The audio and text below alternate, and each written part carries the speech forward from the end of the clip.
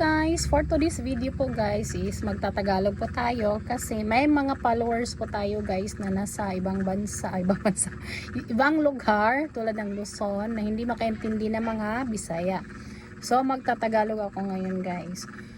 So magbibigay ako ng tips guys kung ano yung mga hindi dapat pinapapautang sa tindahan. First guys is hindi dapat natin pinapapautang yung mga alak. Bakit hindi pwedeng ipapautang yung mga alak guys? Kasi malaki yung puhunan niya.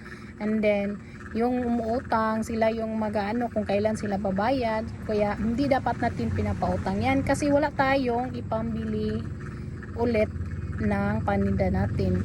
Next po is yung GCash. Yung GCash po guys is hindi dapat natin pinapapautang yan sa ating mga customer kasi malaki din yan ang puhunan.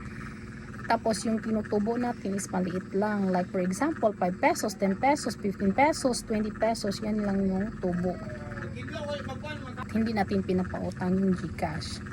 And then, isa pang hindi dapat natin pinapapautang sa ating tindahan guys is yung sigarilyo. Alam nyo kung bakit? Kasi kadalasan yung mga sigarilyo is consignment lang yan. Yung mga panel po is pumupunta lang sa atin tapos inaano lang nila yung mga sigarilyo tapos babayad tayo pagbalik nila. So paano tayo makabayad kung pinautang natin yung mga sigarilyo natin? And then yung pinaka last guys na hindi talaga pwede pinautang natin is yung cash natin sa tindahan. Wag na wag nyong ipapautang yung mga cash, meaning yung mga ano nyo, yung tawag niyan,